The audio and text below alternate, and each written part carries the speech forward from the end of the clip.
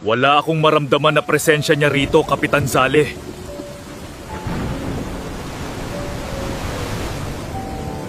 Nandito siya. Ramdam ko ang halimuyak ng palasyo sa hanging ito.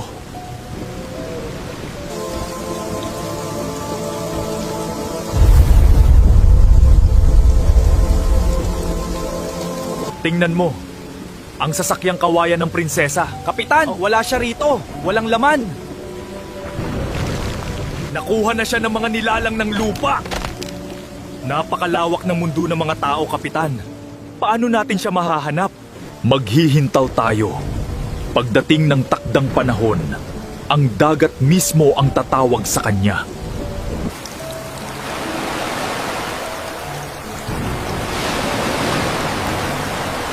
Babalik na ba tayo sa ilalim, Kapitan? Oo. Ipaalam sa hari na ligtas ang prinsesa.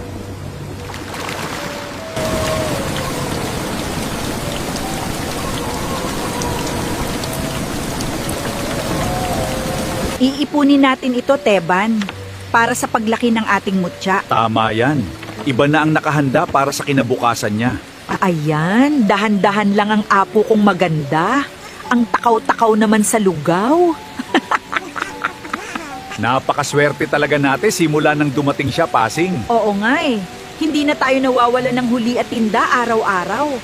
Oh, tingnan mo itong ginawa ni Lolo. Isda para sa ating munting sirena.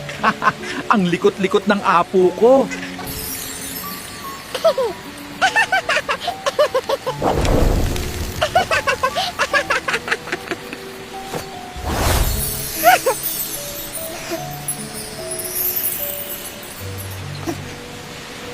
Tingnan mo yung apoy, Teban. Parang sumasayaw sa ihip ng hangin.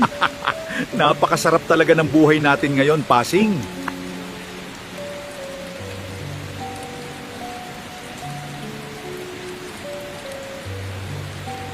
Sana walang kumuha. Walang kumuha sa swerte natin.